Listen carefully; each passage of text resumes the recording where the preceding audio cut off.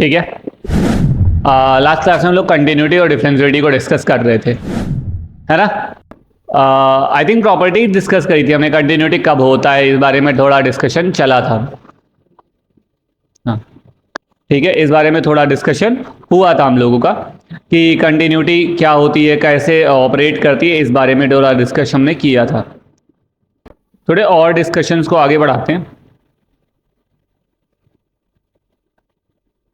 ठीक, अच्छा मैं एक बात बोलूं जरा, जितने अलजेब्रिक फंक्शंस होंगे, जितने भी ट्रिग्नोमेट्रिक होंगे, जितने अलजेब्रिक फंक्शंस होंगे, सारे के सारे क्या होते हैं, कंटिन्यूअस होते हैं। सारे के सारे होते हैं कंटिन्यूअस होते हैं। एक्स स्क्वायर ऑलवेज भी continuous function, x cube always continuous function, x always continuous function, 1/x always continuous function. नहीं समझ आई बात? तो बेसिकली अलजेब्रिक जो फंक्शंस होते हैं, most of the algebraic function are always भी कंटिन्यूअस। ठीक है, कांस्टेंट फंक्शन कैसा है, कंटिन्यूअस है डिसकंटिन्यूअस? कांस्टेंट फंक्शन जैसे f x equals to 2 is a continuous function. F x equals to 2 means what? देखो, अगर ये एक फंक्शन है तो एग्जाम्पल के तौर पे ये वाई एक्सिस है और ये एक्स एक्सिस है फॉर एग्जाम्पल। ठीक है, और मैं बोलूं कि वाई, अब जैसे मैंने बोला कि x f x equals to f x equals to 3 का मतलब क्या हुआ? This is a 1 2 and 3 that's. ठीक है, दैट फंक्शन इज ऑलवेज भी कंटिन्यूअस। ठीक है, क्या ये कहीं पे ब्रेक हो रहा है? नहीं हो रहा है, तो दैट फंक्शन इज ऑलवेज भी कंटिन्यूअस फंक्शन। बेसिक सिंपल से बात करने का मतलब क्या होता है कि जितने भी कांस्टेंट फंक्शन होते हैं कंटिन्यूअस होते हैं। बात समझ में आती है? हाँ या ना बोल भाई।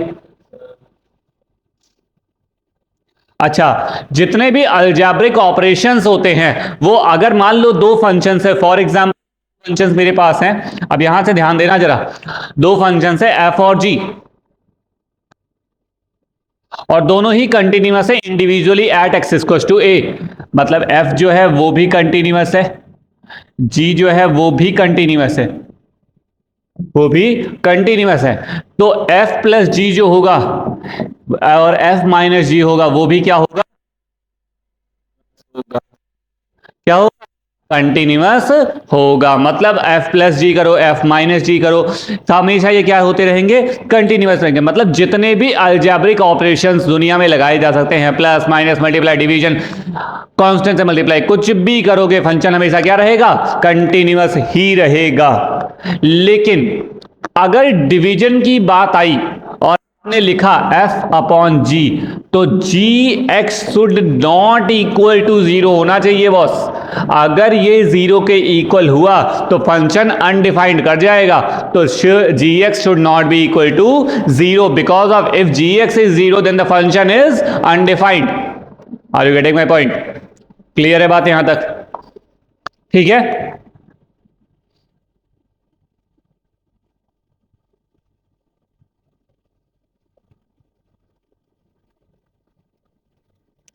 अब नेक्स्ट बात करता हूं कॉम्पोजिट फंक्शन के रिगार्डिंग। कॉम्पोजिट फंक्शन क्या बोलता है?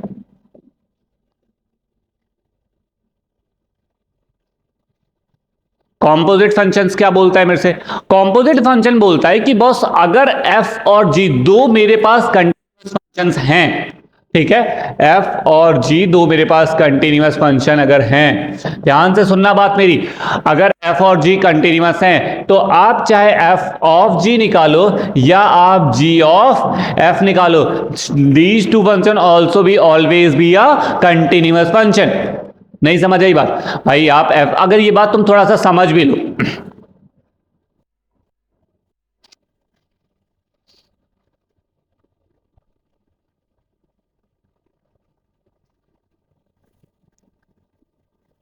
F x is equal to 2x and g x is equal to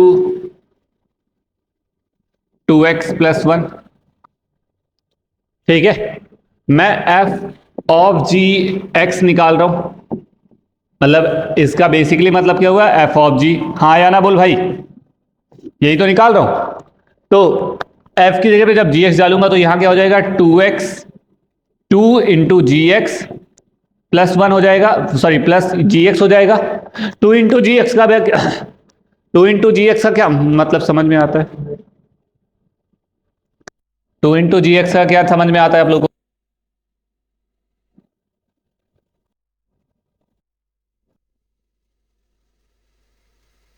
जी की वैल्यू मेरे पास 2, विच मीन 1, सॉरी 4x+, ठीक है, 4x+2। अब जरा, अगर मैं F continuous function because of F x का अगर मैं ग्राफ बनाऊंगा तो this is the F x, ठीक है। अगर मैं जी एक्स का ग्राफ बनाऊंगा, अगर मैं, ये है हमारा एफ एक्स का ग्राफ, अगर मैं जी एक्स का ग्राफ बनाऊंगा तो 0 पुट करूंगा तो जी की वैल्यू कितनी मिलेगी? 1 मिलेगी, विच मीन कि ये ग्राफ यहां से स्टार्ट होने वाला है, ठीक है। और अगर मैं जी की वैल्यू को 0 पुट करूंगा तो ये इधर 1, तो ये ऐसे बन जाएगा। दोनों ही लाइन है तो दोनों ही ग्राफ क्या है? कंटिन्यू। अब मैं अगर एफ ऑफ जी के ग्राफ के बारे में बात करूंगा, यहां पे मैं लिखूंगा एफ ऑफ जी, ठीक है। तो जरा x की वैल्यू को 0 पुट करोगे, y की वैल्यू कितनी आई? 2 आ गई। मतलब ये ग्राफ जो स्टार्ट होने वाला है वो कहां से स्टार्ट होने वाला है? कहीं यहां से स्टार्ट होने वाला है। और जब इसकी वैल्यू को मैं 0 पुट कर रहा हूं तो x, वो सॉरी, जब इसकी वैल्यू को 0 पुट कर रहा हूं तो x -1/2, -1/2 माइन एफ ऑफ जी की वैल्यू अगर मैं 0 पुट कर रहा हूं तो x की वैल्यू -1/2। आपको दिखाई पड़ रहा होगा ये फंक्शन भी ऑलवेज क्या है? कंटिन्यूअस है। दैट्स मीन कि अगर आपने f of g of f निकाला, या आप अगर एफ और में कंटिन्यूअस फंक्शन है तो एफ ऑफ जी और जी ऑफ एफ भी कंटिन्यूअस होना मस्ट है।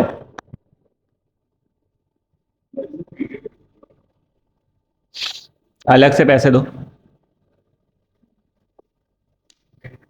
ठीक है, लेकिन पैसे नहीं दोगे हैं, ठीक? बात समझ में आती है। नेक्स्ट बात करता हूं कॉम्पोजिट फंक्शंस के रिगार्डिंग, कि इफ, सॉरी कॉम्पोजिट बोलो, if F is a continuous function in its domain, ठीक है। अगर एफ अपनी डोमेन में क्या है? कंटिन्यूअस है, तो मॉड जो होगा, मॉड ऑफ एफ जो होगा वो भी कंटिन्यूअस होगा इन दैट डोमेन। वो उस डोमेन में क्या होगा? कंटिन्यूअस होगा, ठीक। अच्छा, याद रखना, फंक्शन कंटिन्यूअस होने का एक बहुत बेसिक सा इंपॉर्टेंट बताता हूं।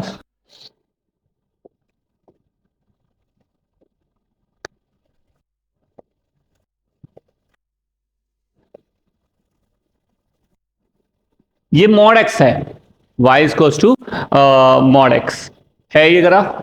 अब y ये मॉड एक्स का ग्राफ है, तो बेसिक सी बात है कि मॉड एक्स को रिगार्डिंग जब भी मैं बात करता हूं तो मैं बात करता हूं भाई कि जो ग्राफ मेरा बनेगा उस ग्राफ के बारे में एक बात है कि ये x इक्वल्स टू 0 पर 10 क्या हो रहा है?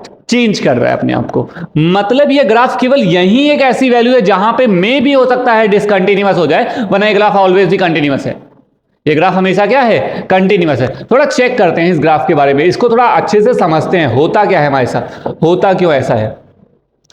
लिमिट लगाओगे और मान लो 0 पे चेक कर रहे हो, तो एक बार 0 माइनस डालोगे, एक बार 0 प्लस डालोगे, और दोनों पर ये क्या देगा तुम्हें? 0 देके, तो इट्स मीन ये फंक्शन क्या है? कंटिन्यूअस है एट एक्स इक्वल्स टू 0। क्या बाकी कहीं भी इसको चेक करने की जरूरत है? नहीं है, क्योंकि ग्राफ हमें शो कर रहा है कि भाई 0 से बड़ी वैल्यू पे कहीं भी चले जाओगे ग्राफ हमेशा क्या मिलेगा? कंटिन्यूअस मिलेगा। नहीं समझ आई बात? बहुत बढ़िया, समझदार बच्ची हो तुम, ठीक है। कांस्टेंट फंक्शन ऑलवेज भी कंटिन्यूअस, पॉलिनोमियल फंक्शन ऑलवेज भी कंटिन्यूअस, मतलब 2x² + 3x + 4 लाइक दैट, ऐसे फंक्शन। अच्छा, पॉलिनोमियल फंक्शन में एडिशन करो, सब्ट्रैक्शन करो, मल्टीप्लिकेशन करो, वो भी क्या रहेंगे? हमेशा कंटिन्यूअस ही रहेंगे, मतलब कंटिन्यूटी चेंज नहीं होगी, ठीक है। नेक्स्ट बात करता हूं,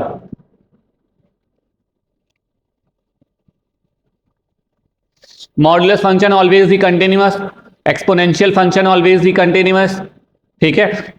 अब दिमाग में इसके आ रहा होगा सब तो कंटिन्यूअस ही होती हैं, लॉगरिथम फंक्शन कैसा है? कंटिन्यूअस है डिसकंटिन्यूअस? अगर दिमाग में ग्राफ आया तो बात बता पाओगी, वरना बता तो नहीं पाओगी चाहे मर जाओ। इसीलिए बताते हैं 12वीं क्लास में ग्राफ पढ़ना जरूरी होता है।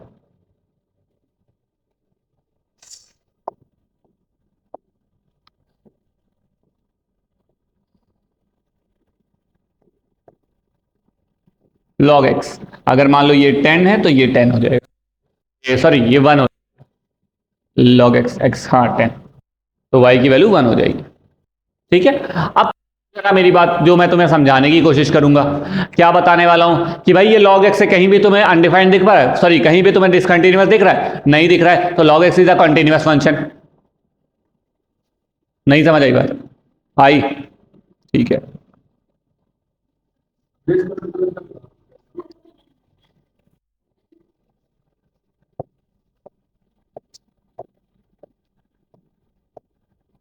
सब डिसकंटिन्यूअस है।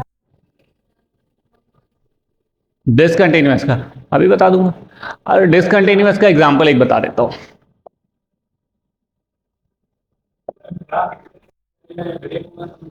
ब्रेक हो भी होगा, इंटरसेक्ट करेगा तो ऐसी बातें करेंगे, देता हूं, वही तो बोल रहा हूं।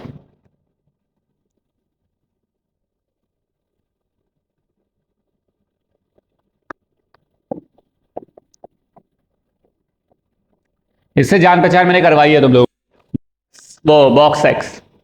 ठीक है। अब जरा ध्यान से समझो। अब मैंने बोला कि x इज टू पर 2 पर चेक करो कि ये ग्राफ कंटीन्यूअस है या नहीं है। ठीक है। तो पहले तो इस ग्राफ का मैं डायग्राम भी बनाया था, जब लास्ट टाइम पढ़ाया था तो डायग्राम भी बना के दिखाया था मैंने। याद आ रहा है किसी को? धुंधली यादें। कितना झूठ बोलेगी।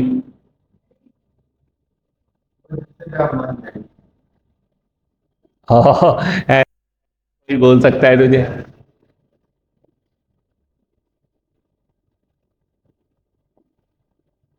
मुझे तो कोई बोल देता, मैं तो मार देता मुक्का।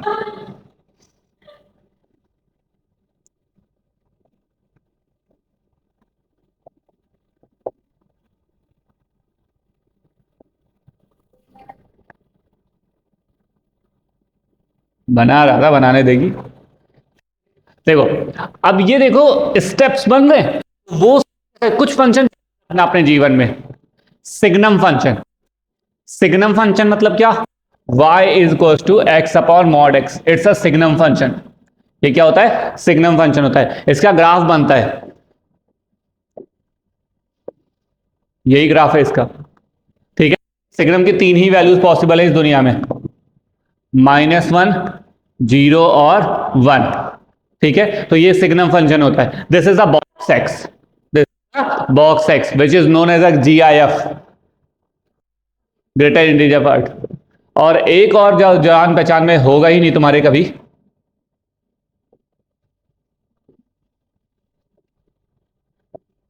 this is a exponential, this is a mod, y is equals to fractional part of x, fractional part of x.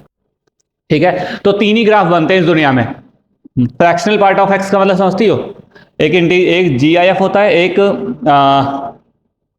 ठीक है। तो ये फ्रैक्शनल पार्ट ऑफ एक्स है। क्लियर है बात? तो ये जो फंक्शन, अब जरा यहां देख लेना, ध्यान देना। अब मैंने बोला x इक्वल टू 2, तो तुम बोलोगे limit x tending to 2 minus of box x। अब 2 माइनस 2 से हल्की सी कम वैल्यू डाली, विच मीन 1.999999 लाइक दैट। ठीक है। 1.999 लाइक दैट डाला तो इसका इंटीजर पार्ट क्या हो गया? 1 हो गया ना बॉस। ठीक है। अब ध्यान से समझना, थोड़ा सा मैं तेज पढ़ा रहा हूं बिकॉज ऑफ मेरे को चैप्टर भी खत्म करना है। 2 प्लस 2.0000001 कहीं लास्ट में जाके, तो उसका इंटीजर पार्ट क्या हो जाएगा? 2 हो जाएगा। आया ना बोल भाई? और मैं 2 पर एग्जाम करूंगा तो भी 2 ही आएगा। तो बेसिकली दो अलग वैल्यूज आ रही हैं, इसका मतलब the given function is not continuous, it's a discontinuous. Not continuous मतलब डिसकंटिन्यूअस ही होता है भाई। समझाओ बेटा। All points of discontinuous of F, of discontinuous of F, ये शीट तुम लोगों के पास गई है, चेक कर लो। एक शीट भेजी है मैंने।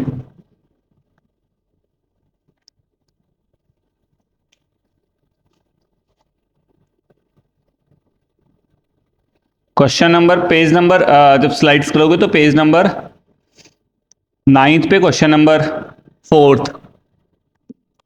Quick quick quick. और तुम लोग टाइम पे आया करो, वरना नेक्स्ट क्लास से क्लास वेट नहीं करूंगा, क्लास खत्म शुरू कर दूंगा।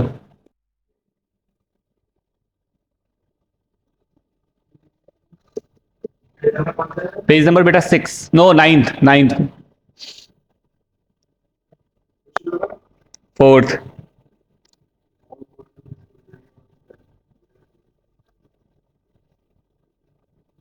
ये तो तुम अभी तुम्हें समझाया है, वही आंसर है।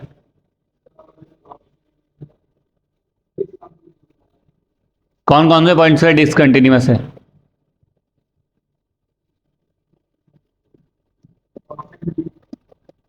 Wrong, wrong.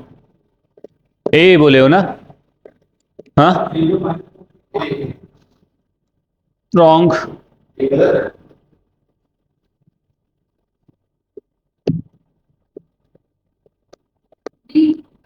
रॉन्ग। बचा ही कुछ नहीं तो वही बोल लो। Zero is the correct answer. देखो अभी पढ़ाया था, ये देखो, ये देखो, ये रहा जीरो।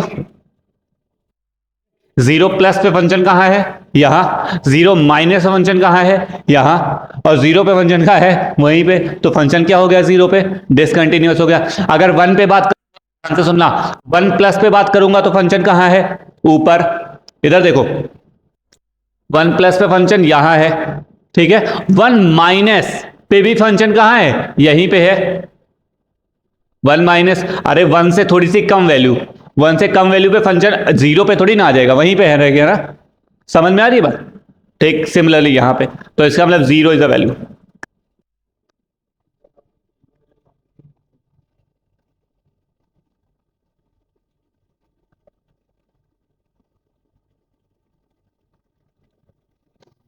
फर्स्ट करो जरा।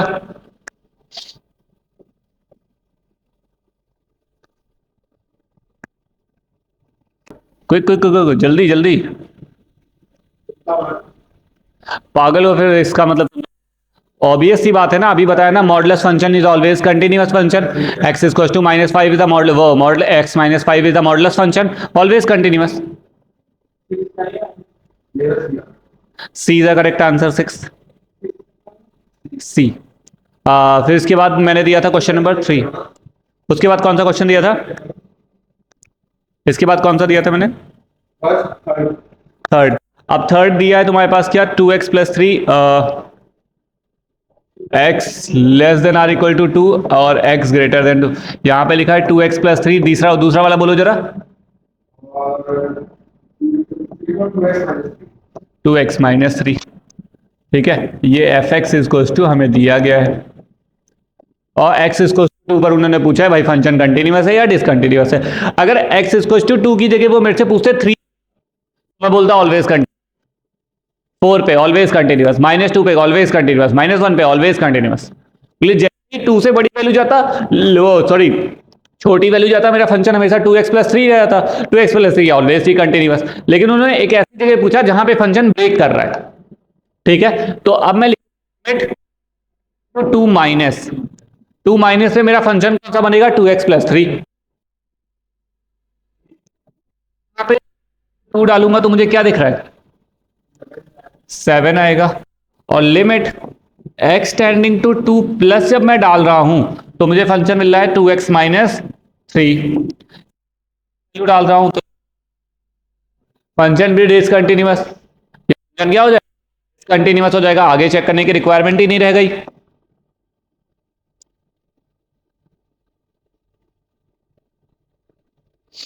अब इन्होंने पूछा है कौन कौन से ऐसे पॉइंट्स हैं जहां पर ये डिसकंटिन्यूअस है।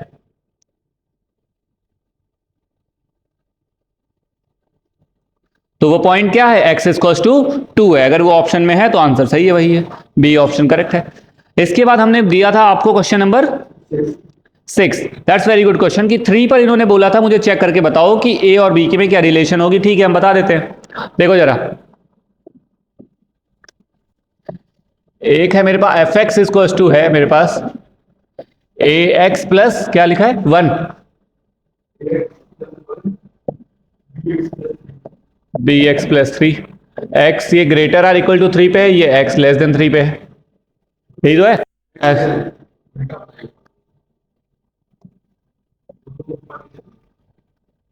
ये less than equal to three और ये एक्स ग्रेटर देन थ्री।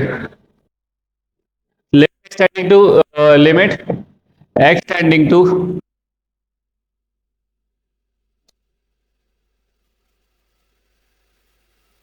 मिला क्या 3a+1। फिर मैंने दूसरी फंक्शन लिया x इक्वल टू 3 प्लस पे मुझे फंक्शन कितना 3 सॉरी bx+3, जिसको मैंने सॉल्व किया तो मुझे मिला 3b+3। ठीक है, ये दोनों आपस में सेम कंटिन्यूटी, तो मैंने लिख दिया 3a+1 is equal to 3b+3। ठीक है, इसको इधर लेके आया तो 3 कॉमन किया, a माइनस बी, इसको इधर लेके गया इसको 2, तो a माइनस बी की वैल्यू कितनी आ गई 2/3 ना। क्लियर है बात मेरी, समझ में आई? ठीक है, नेक्स्ट बात करते हैं डिफरेंशियबिलिटी की।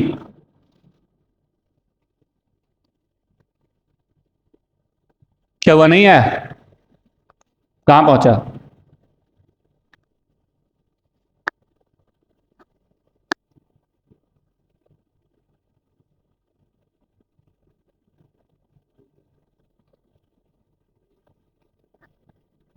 क्या बोल रहे?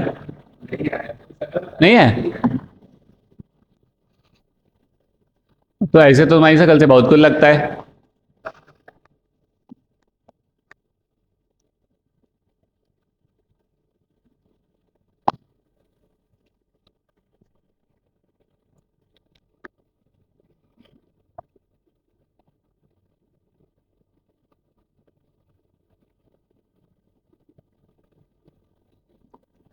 अब याद देना एक बात, बड़ी नॉर्मल सी बात कही जाती है, नॉर्मल सी बात नहीं जाती किसी बुक में, तो तुम्हें नहीं मिलेगा ये बात, लेकिन ऐसी बातें तुम ध्यान रखना जेन्युइनली, कि अगर कोई फंक्शन ऐसा मिला, कभी भी कोई फंक्शन ऐसा मिला जो इसमें कॉर्नर्स बनते हैं, तो हमेशा हर corner is a reason behind the non differentiability. Example के तौर पे तुम्हें दिखाते हैं एक, तुम्हारा जान पहचान वाला, सबसे जान पहचान वाला फंक्शन मॉड एक्स। ठीक है, क्यों? क्योंकि इस फंक्शन के रिगार्डिंग हम जो बात करेंगे वो काफी हद तक ऐसी होती हैं जिन पे बहुत लाइवली डिपेंड। अब हमें जो फंक्शन बोलता है वो बोलता है कि भाई फंक्शन एफ डैश सी, कोई ऐसा पॉइंट सी है, ठीक है, f dash c is equal to होता है f c plus h minus f c upon क्या होता है, एच होता है, एच। ये फॉर्मूला सब पढ़ के आए होंगे आई थिंक क्लास, अपने क्लास टाइम पे। ठीक, अब जरा ध्यान, सी प्लस एच पे चेक किया मैंने, ठीक, सी प्लस एच पे चेक करूंगा तो हो जाएगा। एग्जाम्पल के तौर पे इस फॉर्मूले के रिगार्डिंग इस क्वेश्चन की बात करते हैं हम जरा। रुक जाओ, लेके नहीं जाऊंगा, ध्यान रखो 2 मिनट।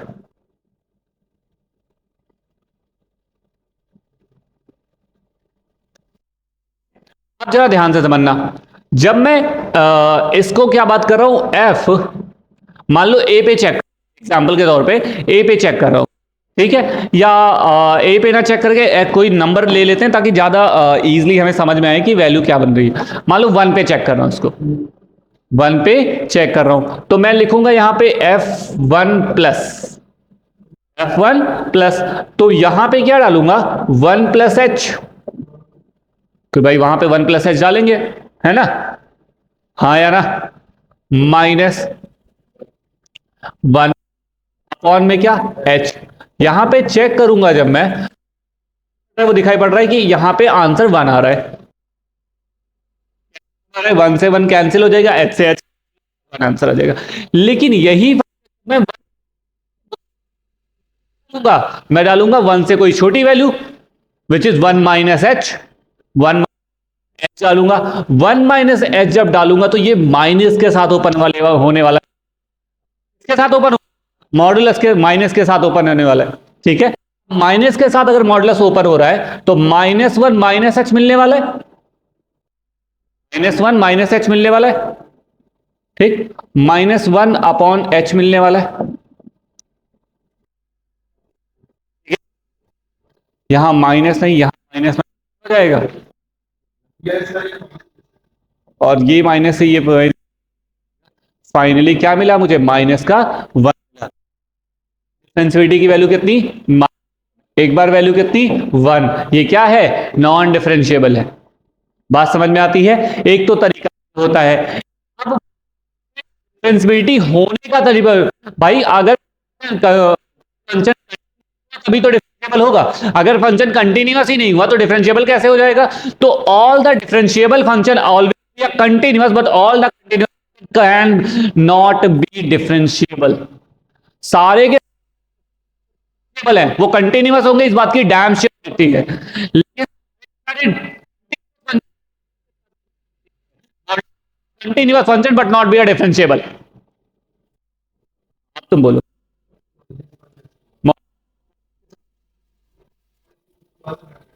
तो मॉड है वो अंधा हो गया है।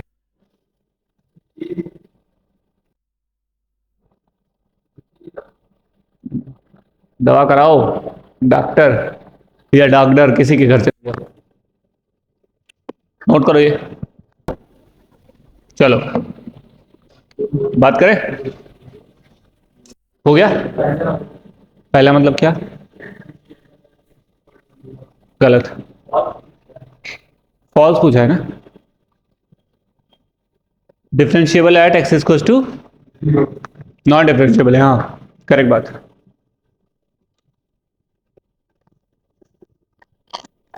ठीक है देखो जरा इसका, इसमें सारे ऑप्शन सही हैं एक्सेप्ट वन।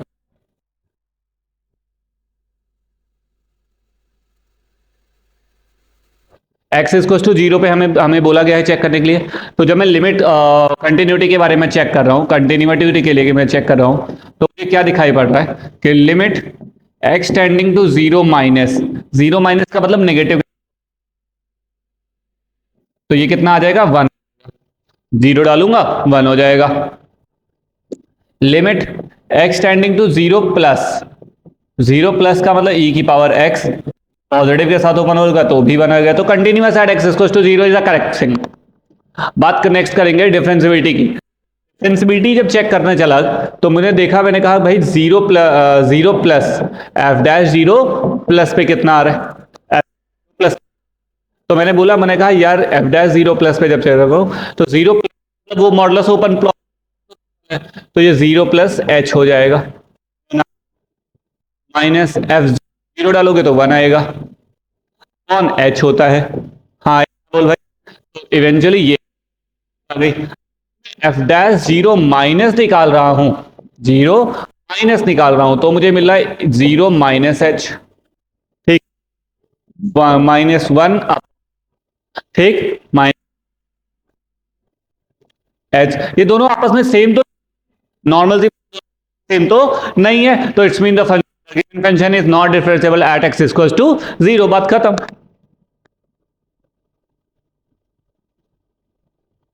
नहीं आया समझ।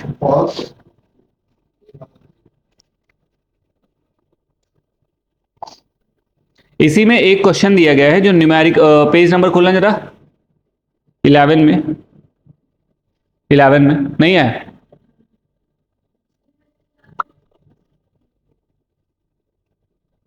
रुक जाओ, को पेज नंबर 11 खोला, जो न्यूमेरिकल पोर्शन है ना, ट्रू फॉल्स से जस्ट ऊपर एक क्वेश्चन दिया गया है, वो करना।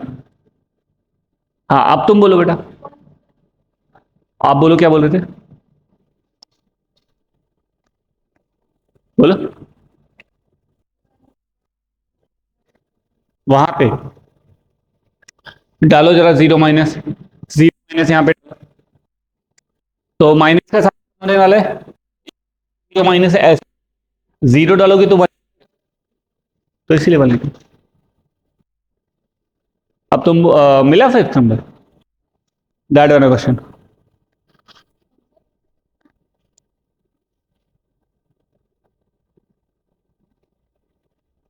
मिला।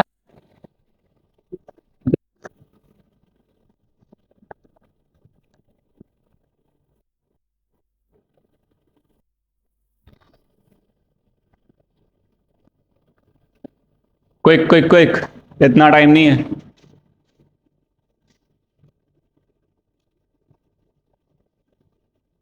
अच्छा तुम लोगों को अगर आराम करने को बोल दिया तो तुम लोग सो जाओ ना।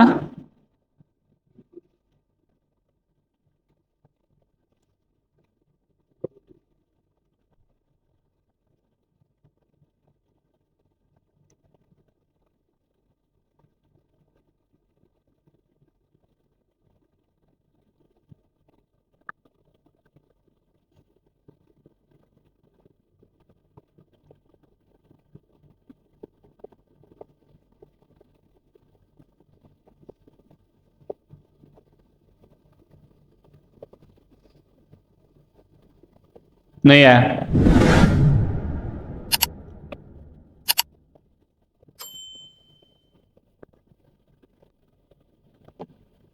चलो देखो बताएं।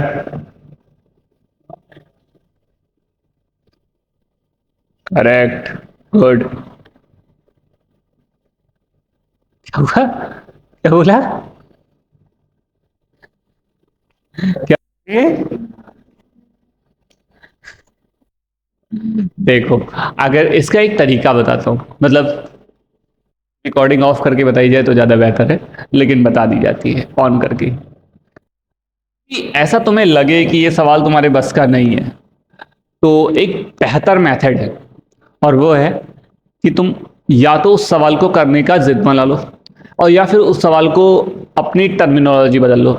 मान लो सवाल होगा ही होगा, क्योंकि ए और बी निकालना है, तो कंटिन्यूअस और डिफरेंशिएबल तो होने ही वाला है। ये बात, इतनी बात तो समझ में आ गई ना। अब तुम्हें कंटिन्यूटी चेक करना ज्यादा आसान है या डिफरेंशियबिलिटी? कंटिन्यूटी। तो ए और बी के चार ऑप्शन तो तुम्हें मिलेंगे ही मिलेंगे, वो ऑप्शन डाल देना उठा के क्वेश्चन में, और चेक कर लेना कहां पे दोनों साइड बराबर आ जा रही है, वही आंसर हो जाएगा। ये एक तरीका है, बट हम अभी तरीके पे ना जाके हम सवाल पे जाएंगे। बोलो जरा, एफ एक्स टू क्या लिखा है भाई? 1/mod x, x should be greater than equal or equal x, mod x is greater than equal to 1। ठीक है,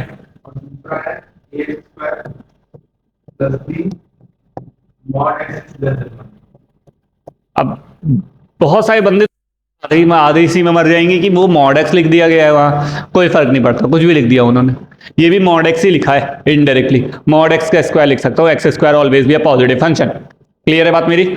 आते हैं मुद्दे वाली बात पे आते हैं, कि अगर ये फंक्शन कंटिन्यूअस है एट एक्स इक्वल्स टू 1, तो चौथी बात है ये वाला टर्म ये वाले टर्म के बराबर होना चाहिए, हाँ या ना बोलो। ठीक, अब x इक्वल्स टू 1 जब मैंने लिखा तो मैंने लिखा limit x tending to 1 minus 1, minus में मेरी वैल्यू कौन सी हो जाएगी? नीचे वाली हो जाएगी, नीचे वाली हो जाएगी, which mean a plus b हो जाएगा, हाँ या ना बोलो भाई? a प्लस बी हो जाएगा। ठीक, is equal to limit x tending to 1 plus,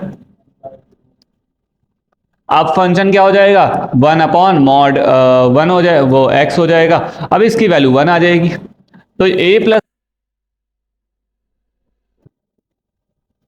1 नहीं है। भाई साहब तुमने पूरी रामायण खत्म हो गई, मैम को यही नहीं पता चला इक्वल क्यों है। ऑब्वियसली भाई, अगली बार ऐसे सवाल पूछे ना,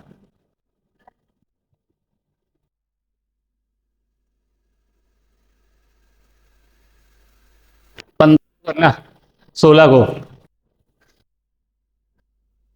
ठीक है, अरे बजा कर। नेक्स्ट वाला था, बुलवा दिया तुमने। उसने कंटिन्यूअस फंक्शन, उसने बोला है कंटिन्यूअस है, तो उसका इंटीग्रेशन क्या हो जाएगा? 1/x²। डिफरेंशिएशन 1/x हो जाएगा, और इसका डिफरेंशिएशन क्या हो जाएगा? 2ax। बोला ही उसने कंटिन्यूअस, तो उसका फायदा उठा रहा हूं। इधर देखो, नहीं है भाई, इसने बोला है ना कंटिन्यूअस है एट एक्स, वो डिफरेंशिएबल है एट एक्स इक्वल्स टू 1। ठीक है, तो डिफरेंशिएट कर दिया, और डिफरेंशिएट करके दोनों इक्वलाइज कर दिया, हाँ या ना बोलो? कर दिया। अब इसको इधर भेज दो, तो -1 एक्स इक्वल्स टू 1 पर, तो ये 1 हो जाएगा, यहां भी 1 डालोगे तो ये कितना हो जाएगा? 2a हो जाएगा। a की वैल्यू कितनी आ गई? -1/2, तो इसका 1/2 डालोगे की वैल्यू कितनी हो जाएगी? 3/2। नहीं आया है।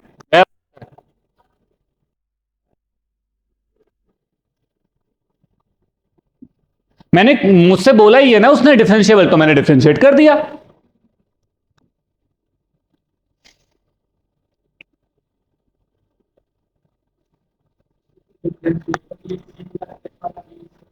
C++ दोनों को बराबर कर दोगे। अरे थोड़ा सा आसान था इसलिए मैंने इसका यूज किया, कि ताकि तुम लोग भी ये समझ पाओ कि अगर कभी आएगा तो ऐसे भी कर सकते हैं।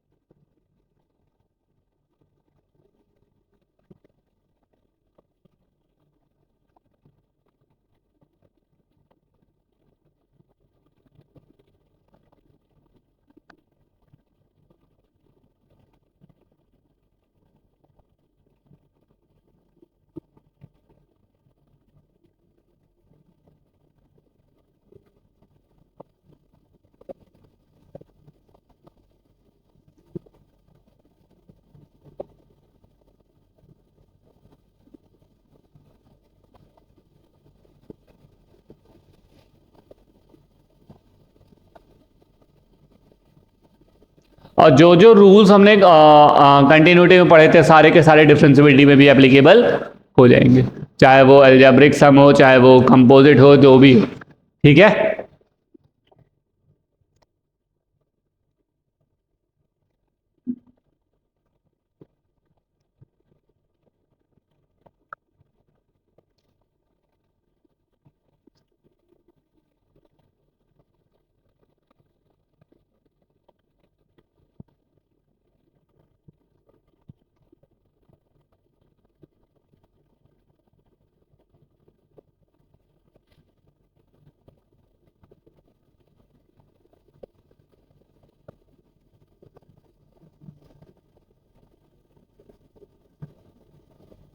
चले, नेक्स्ट देखो Rolle's theorem. Rolle's theorem, Rolle's theorem. ठीक। रोलेस थ्योरम क्या बोलता है? बोलता है कि अगर कोई फंक्शन,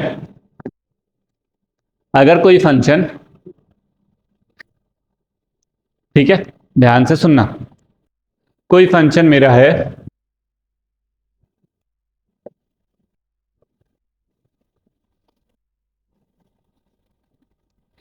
बी के बीच में वो डिफाइंड है, मतलब ये इसकी डोमेन्स है। ए से बी के बीच में वो क्या है? डोमेन है, ये इसकी डोमेन मतलब डिफाइंड है। ठीक। इसके बीच में एक पॉइंट सी जरूर ऐसा आएगा, ये पॉइंट सी मतलब मस्ट है, ऐसा होगा जहां पर एफ वैल्यू जीरो के इक्वल हो जाए। ये बताया था रोलेज ने। अब रोलेज की कंडीशन क्या है? पहली कंडीशन है कि रोलेज जो है वो ए से बी के बीच में क्या होना चाहिए? कंटिन्यूअस होना चाहिए। क्या होना चाहिए? कंटिन्यूअस होना चाहिए। पहली बात इन्होंने बोली। दूसरी बात ये बताते हैं कि जो एफ ए है वो एफ बी के मस्ट इक्वल होना चाहिए।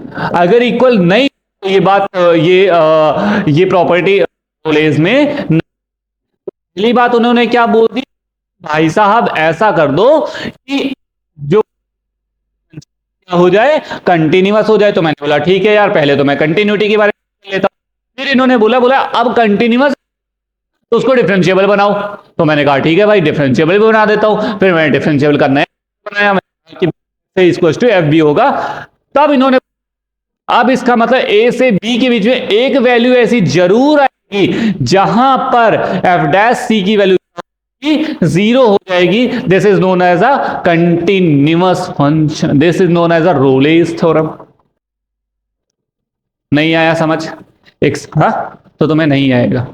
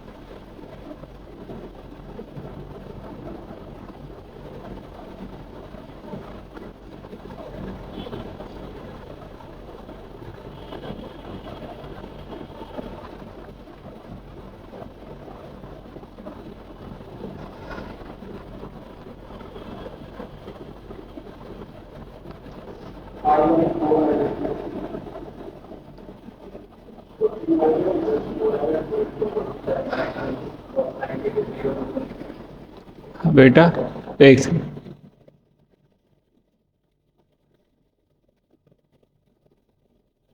क्या बेटा? Pi by 4। हाँ करेक्ट।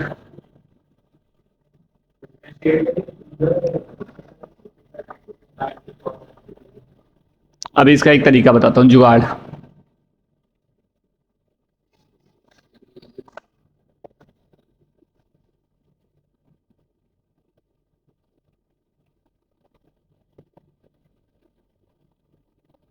नहीं है, पूरा प्रोसेस कर रहे हो, पूरा कर रहे हो प्रोसेसिंग। देखो, रोलेज उसने बोला है कि भाई रोलेज तो होल्ड कर रहा है, तो मैं दोनों चेक करने की रिक्वायरमेंट तो मुझे रही नहीं गई। अब डिफरेंशिएशन तो आता ही है, साइन एक्स का डिफरेंशिएशन क्या होता है? Cos x. तो सीधे डिफरेंशिएट करो ना भाई, सीधे क्या करो? डिफरेंशिएट करो। डिफरेंशिएट सीधे करने का मतलब क्या है? मेरे से बोला गया है कि रोलेज कर रहा है, तो मैं बोल दूंगा एफ एक्स इज टू क्या लिखा है? साइन 2x लिखा है। डिफरेंशिएट कर ही सकता हूं ना मैं, तो मैंने सी बोला भाई एफ डैश सी, मैंने अपने मन से मान लिया कुछ, ये हो जाएगा कॉस 2x, 2 कॉस 2x हो जाएगा। अब जिसकी वैल्यू उसने बोला है पूछी है, तो मैं जीरो बता दे रहा हूं भाई, जीरो है। तो 0/2 is to cos 2x। Zero कहां पर होता है? जीरो। ये कितने पे होता है? पाई बाय 2 पर ना। तो पाई बाय 2 इज टू कितना? Cos 2x। ठीक है, और इसको लिख दो कॉस पाई बाय। कॉस से कॉस क्या हो गया? ये कितना आ गया? एक्स की वैल्यू पाई बाय। नहीं आया समझ? 0/2 क्या है? इधर 0/2 हो जाएगा। नहीं आया। कभी कभी लगता होगा ना कितना बकवास चीज पूछ लिया। नींद आ रही है, सोई नहीं है।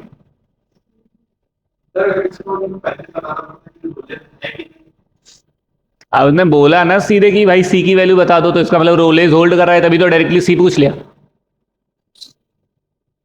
हाँ बोलते जाओ। तो तब तब ये सवाल ये नहीं होता कि सी बताओ, तब ये सवाल ये होता वेरीफाई द रोलेज थ्योरम। तब ये सवाल चार ऑप्शंस वाला सवाल नहीं होता ना। अगर चार ऑप्शन पूछना है तो उसे सीधे सी पूछेगा तुमसे। अगर वो इधर देखो बेटा, ओ तू लिखने में इतना बिजी हो जाती है, सुन लिया कर भाई। मैं बोल रहा हूं कि वो कभी भी तुमसे अगर सवाल पूछेगा तो सी पूछेगा मेनली। ठीक है, अगर वो मेनली सी पूछता है तो तुम वो वहां पे गांधीगिरी मत करना कि नहीं मैं तो पूरा वे लगाऊंगी फिर मैं आंसर निकालूंगी, ऐसा मत करना। सीधे डिफरेंशिएट करके जीरो के इक्वल कर देना।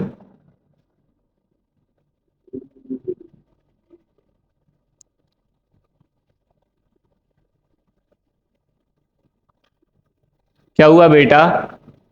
कॉन्फिडेंस जा रहा है? वो तेरी शकल से दिख रहा है। जाना नहीं चाहिए। 10 बार 10 मतलब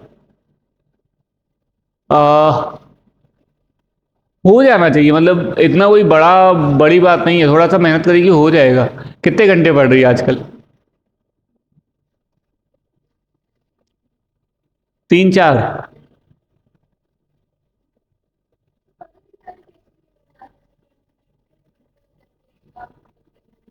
एक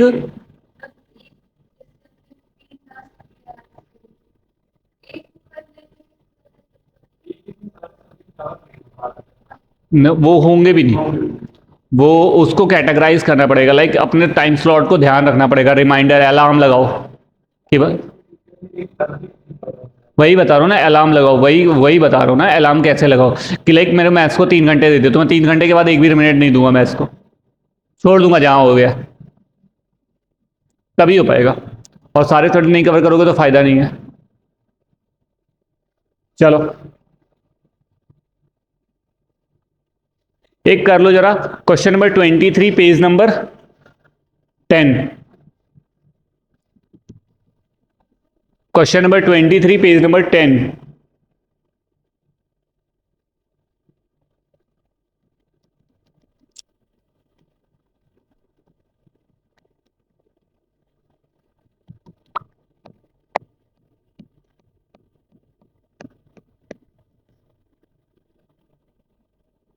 नहीं मिला? अरहान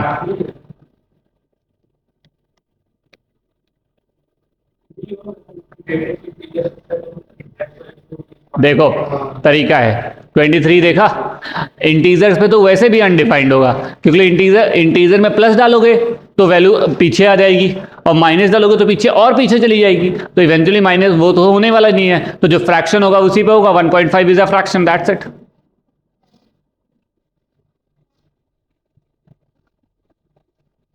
क्या हुआ? मुंह बना के क्यों बैठी है? ये लग रहा है कि बाकी तेज कर ले रहे हैं, या ये लग रहा है कि समझ कि मतलब हो नहीं रहे हैं?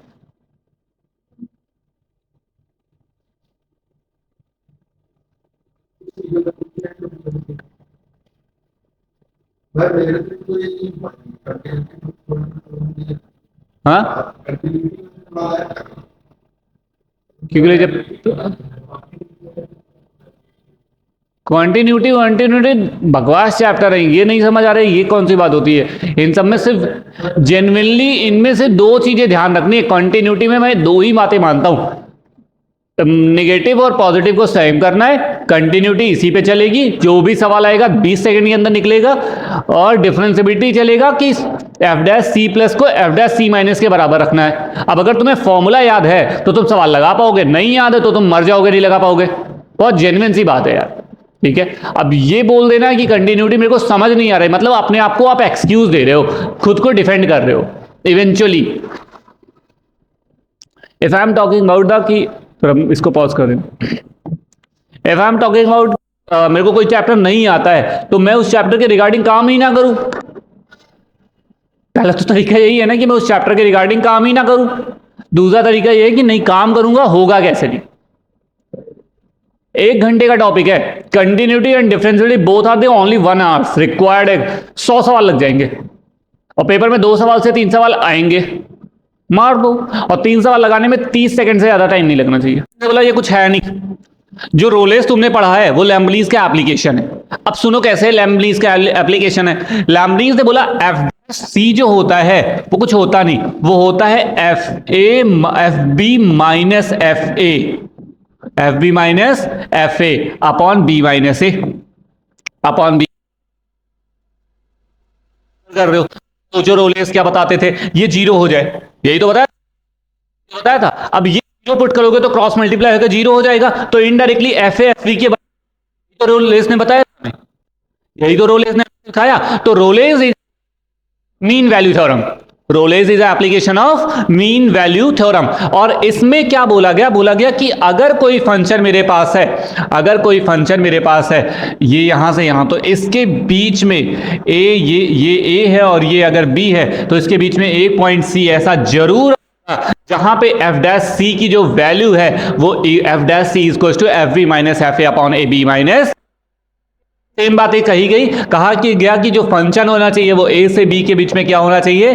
कंटिन्यूअस होना चाहिए, एक कंडीशन फॉलो होनी चाहिए, बाकी कोई हो ना हो। खत्म हो गया आपका चैप्टर। इसके जितने भी सवाल हैं जो एमसीक्यूज हैं वो लगा के खत्म कर दो, ठीक है। इसके ऐसे हैं जो आप अपने घरों पे बैठकर बिना पेन और बिना कॉपी के लगा सकते हो। इंग्लिश में एक मैं तुम लोगों को सजेस्ट करता हूं, नॉर्मल लुइस। नॉर्मल लुइस, इसका आप खरीदोगे तो फायदा नहीं है, इसका यूट्यूब पर एक चैनल है, 13 या 15 उसके वो है, ठीक है। इसको पढ़ डालो, इसको पढ़ डालो, ये मेरा सजेशन है,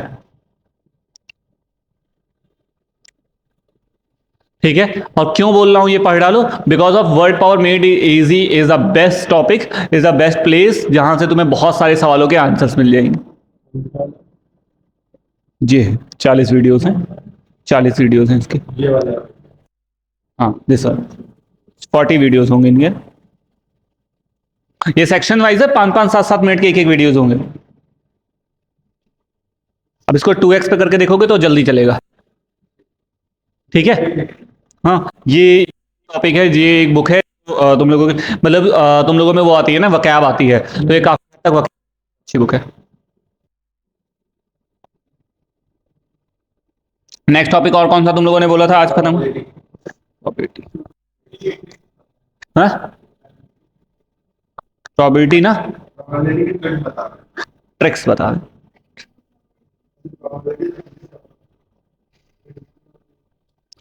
ट्रिक्स तो ऐसे कुछ है नहीं दोस्त, क्योंकि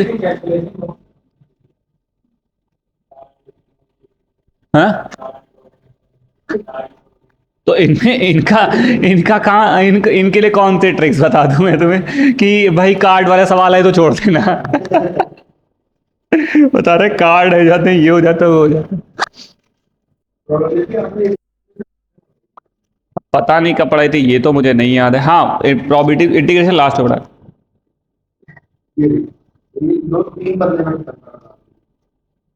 अब मैं इवेंट्स इवेंट डिस्कस नहीं करूंगा कि सिंपल इवेंट क्या होता है, ये सब डिस्कशन का पॉइंट नहीं है।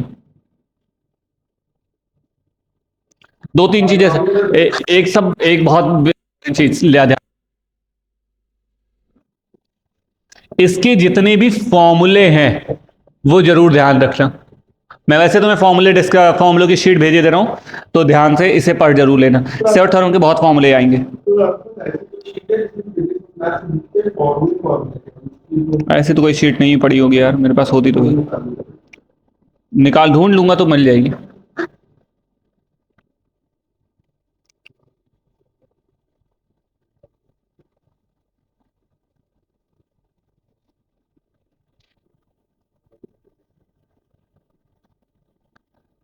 अब एक वर्ड आता है जो मेरे लिए बहुत इंपॉर्टेंट है, वो है कंडीशनल प्रोबेबिलिटी।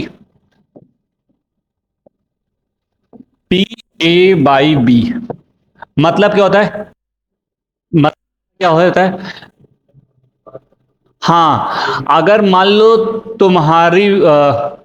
तुमने खाना खा लिया, इसके बाद तुम्हारी बहन ने खाना खाया, बहन ने तुम्हारी, उसने तुम्हारे बाद में खाना खाया, तो एक इवेंट होने के बाद दूसरी इवेंट हुई है ना, तो उसे बोलते हैं conditional probability. Probability of a, इसको पढ़ते कैसे हैं? Probability of a when b already occurred, ठीक है, इज इक्वल टू होता है probability of a intersection b upon p b, upon p b. बात समझ में आती है? अच्छा, अगर अगर यही प्रॉपर्टी इंडिपेंडेंट इवेंट हो जाती है तो इवेंचुअली क्या होता है? अब ध्यान से समझना, जब इंडिपेंडेंट हो जाएगा तो ये पीबी पे डिपेंड ही नहीं कर रहा है, तो ये बेसिकली क्या हो जाएगा? प्रोबेबिलिटी ऑफ ए हो जाएगा। हाँ या ना बोलो भाई। इज इक्वल टू हो जाएगा probability of a intersection b upon p b हो जाएगा। हाँ या ना भाई? क्रॉस मल्टीप्लाई कराओगे तो पी ए, अगर पीबी के पी ए इंटू पीबी जो है वो आपस में इक्वल हो के ए इंटरसेक्शन बी के इक्वल हो जाते हैं, तो that is called conditional probability, sorry independent probability, independent probability. नहीं समझ आई बात?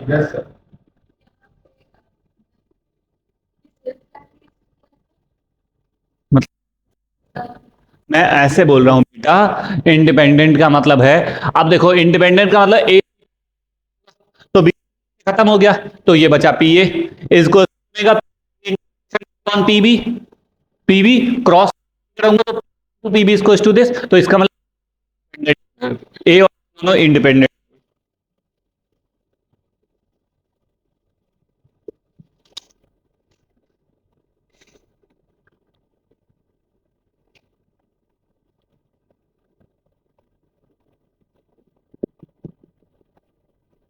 अच्छा, यही तीन में जाएगा कर तो वो तीन में मल्टीप्लाई हो जाएगा, p a into p b into p c हो जाएगा।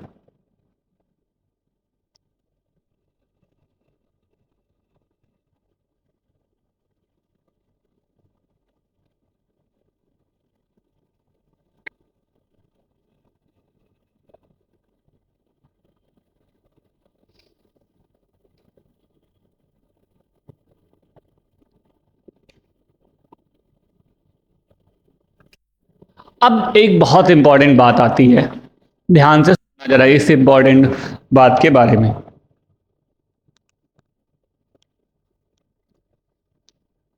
एक बात आती है बाइनोमियल, लिखो जरा binomial probability theorem, binomial probability theorem.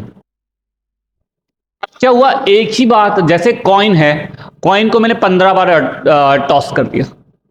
अब कॉइन को अगर मैं 15 बार टॉस करूंगा तो कॉइन के साथ अलग अलग बात कहानियां चलेंगी हेड और टेल के रिगार्डिंग। तो बेसिकली क्या बोला जाता है कि the probability of getting r success are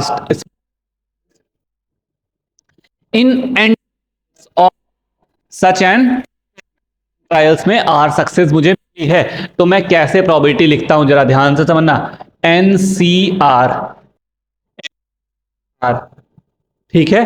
अब आर मान लो कॉइन टॉस किया गया, तो कॉइन में हेड है, तो अगर हेड को मैं पी मान लूं और टेल को मैं क्यू मान लूं, हेड को मैं पी मान लूं, तो p to the power r successful और क्यू की पावर, अब ध्यान से समझना, R P Q R,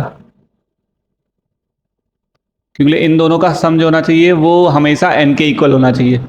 are और एस मान लेते हैं, एन माइनस आर। याद होगा तुम लोगों को बाइनोमियल की इन दोनों का जो सम होना चाहिए वो हमेशा, इन दोनों की पावर का जो सम होना चाहिए वो हमेशा उसके बराबर होना चाहिए, ठीक है। तो इसी को हम लोग बोलते हैं बाइनोमियल प्रोबेबिलिटी, इसी को हम लोग क्या बोल देते हैं, बाइनोमियल प्रोबेबिलिटी।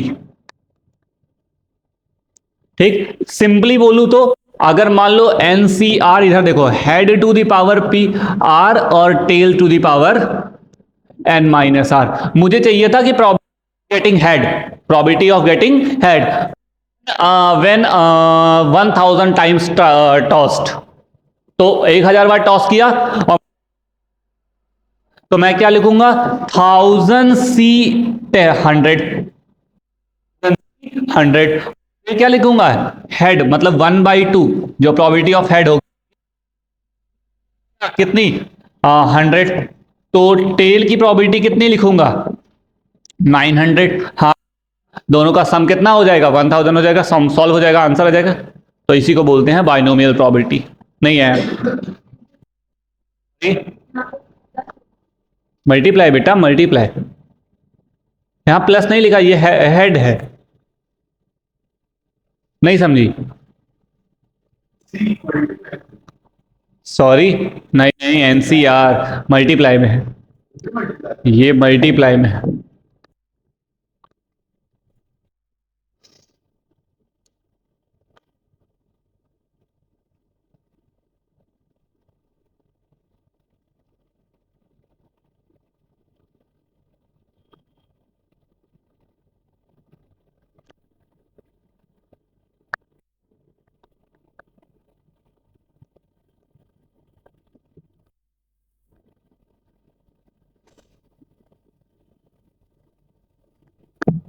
आज क्या डेट है, 20।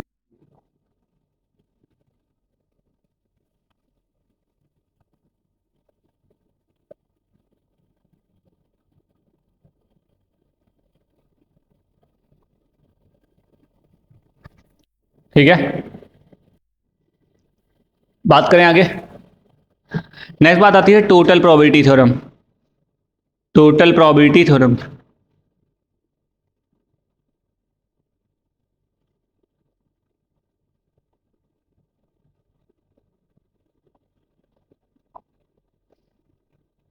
ठीक, टोटल प्रोबेबिलिटी का मतलब क्या होता है, टोटल प्रोबेबिलिटी का एक सिंपल सा सिनेरियो समझना, कि मान लो एक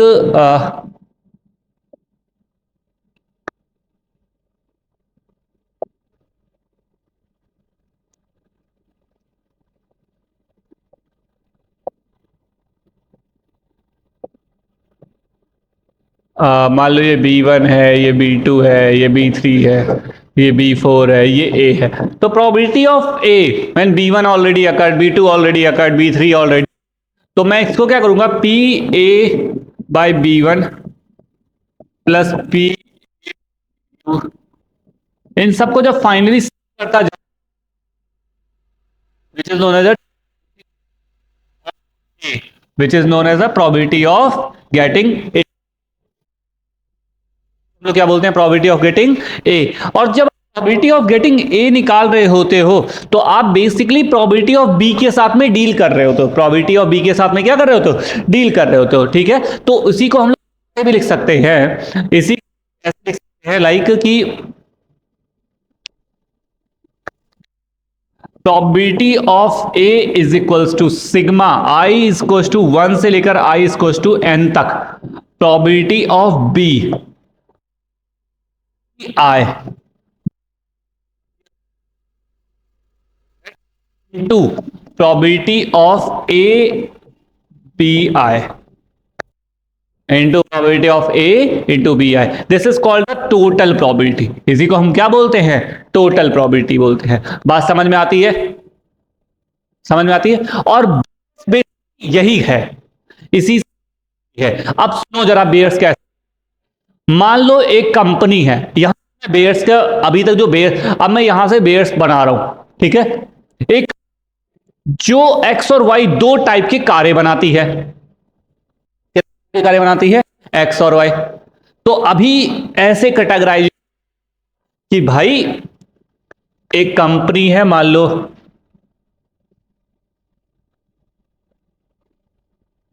मेरी एक कंपनी है, ठीक है। हाँ, ये दो तरह की कारें बनाती है, एक्स और वाई टाइप की। अब एक्स और वाई टाइप की कारों में फर्दर कैटेगराइज हुआ, एक बनाती है स्टैंडर्ड क्वालिटी की और एक क्या बनाती है, नहीं स्टैंडर्ड क्वालिटी और एक क्या होता है, एवरेज, ठीक है। यहां भी है स्टैंडर्ड और एवरेज। अब ये पूरा सवाल तो दो क्राइटेरिया, अब मैं बोलूं कि मैं मुझे चाहिए प्रोबेबिलिटी, प्रोबेबिलिटी किसकी प्रोबेबिलिटी चाहिए, कंपनी एक्स के स्टैंडर्ड क्वालिटी के कार की चाहिए, ठीक है। तो मुझे पता है, मुझे डिनोमिनेटर में तो टोटल प्रोबेबिलिटी लिखनी है, टोटल प्रोबेबिलिटी लिखनी है, मतलब ऑफ, अब इवेंचुअली प्रोबेबिलिटी ऑफ एक्स लिखनी है और प्लस प्रोबेबिलिटी ऑफ वाई लिखनी है। और ऊपर में लिखना क्या है, probability of x into probability of standard quality of x, यही तो लिखना है। हो गया बेयर्स, यही है बेयर्स, जो तुम्हें क्लास 12th में पढ़ाते पढ़ाते पूरी दुनिया निकाल देते हैं, वो क्लास, वो बेयर्स इतने से में है। अब एक सवाल में पर बेयर्स की कराता और आप सुनना, हाँ पूरा लिखा है बेटा, जो नोट्स भेजे हैं पूरा लिखा है, एक एक बात लिखी है, ठीक है लिख लो भाई अगर इतनी मर्जी मन है तो।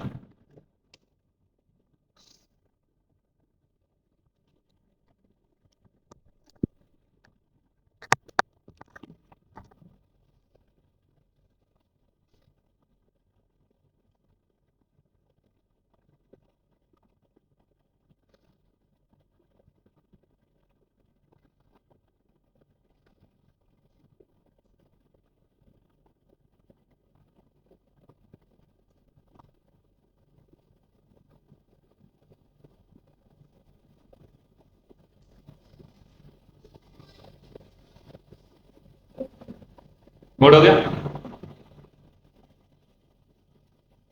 मैंने जो तुम्हें सवाल भेजे हैं ना, जरा इसमें मैं 2 से 3 सवाल तुम्हें बताता हूँ और वो ट्राई करना, वो देखना, मतलब क्वेश्चन नंबर 5 देखना,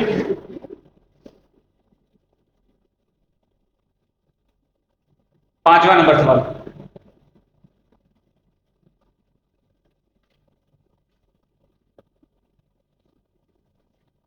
it's a basic Bayes theorem question, Bayes का क्वेश्चन है। अब सुनना जरा, 5वें क्वेश्चन देख लिया, क्वेश्चन पढ़ लिया, पढ़ लिया बेटा, पढ़ लिया आपने, पढ़ लो। हाँ बोला है ना, उसने तो पढ़ा ही नहीं है, पूरा सवाल इतनी जल्दी नहीं पढ़ पाओगे, मुझे पता है।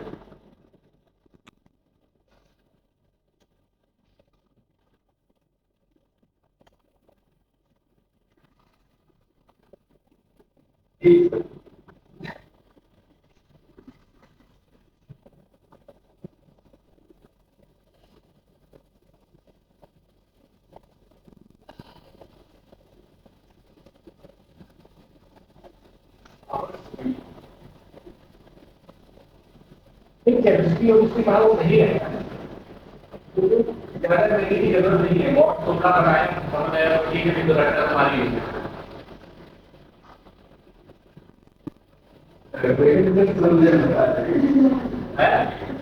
आप तो ऊपर बोल रहे हो। एक बार मैंने बोला मुझे लगता है केमिस्ट्री बहुत समझने वाला है, मैंने कहा अच्छा रुको मैं काम मैं एक और मैं एक एग्जांपल देता हूँ। मैंने एक एग्जांपल दिया वो है वो ऑक्टागन, एक होता नहीं ऑक्टागन, ऑक्टागन का जो शेप होता है वो चेयर शेप का होता है। तो बेसिकली क्या होता है ऑक्टागन जो है वो सारी कंडीशन फॉलो करता है, मतलब sp2 हाइब्रिडाइज्ड है और लेकिन वो नॉन प्लेनर है, दैट्स व्हाई उसमें रेजोनेंस नहीं होता है। ठीक है, मैंने बोला मैंने कहा अभिजीत कौन प्रूव कर पाएगा कि ये रेजोनेंस नहीं है? अब तो हो रहा है, क्यों रेजोनेंस नहीं है? इससे रटने के अलावा और कोई तरीका बता।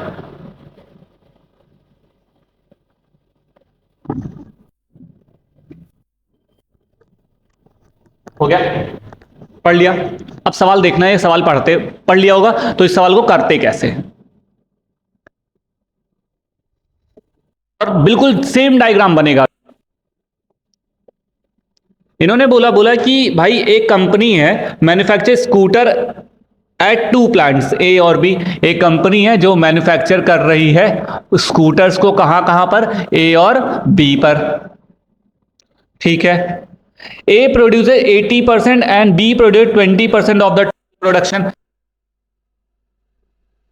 करते हैं, और बी जो है वो 20% करता है टोटल प्रोडक्शन का। मतलब अगर 100 स्कूटर्स बन रहे हैं तो 80 स्कूटर्स ए बनाएगा और 20 स्कूटर्स बी बनाएगा।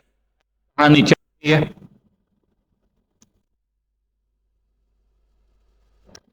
अब क्या हुआ, 85% ऑफ द स्कूटर,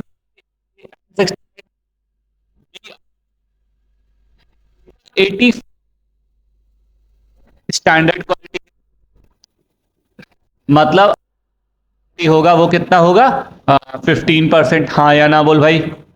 सिमिलरली यहां से जो बना उसमें से 65% जो है वो स्टैंडर्ड क्वालिटी है, तो बाकी बचा कितना,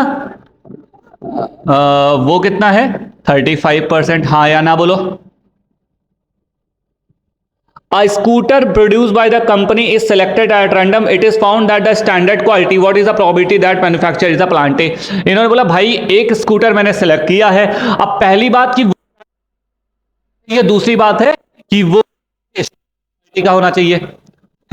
लगाओ पे बेयर्स, पूरा स्ट्रक्चर बेयर्स का बन गया। ठीक, लगाते हैं बेयर्स।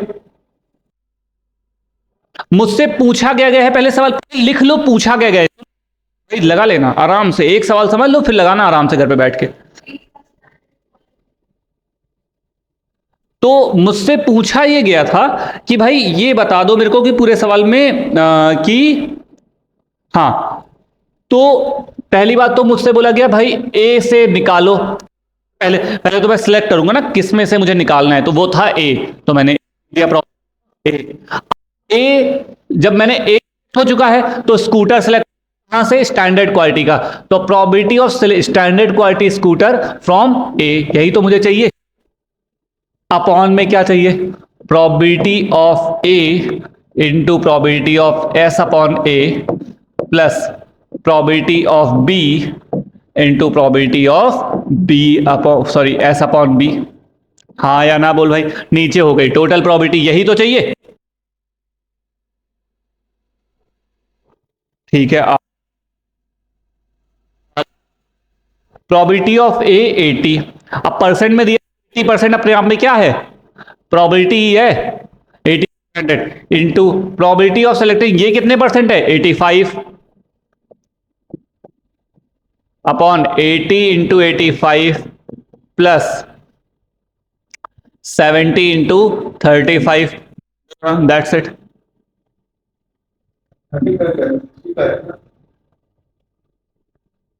हाँ सॉरी 60,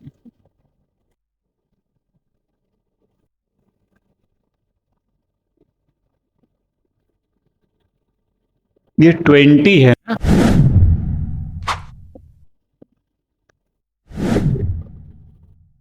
आया।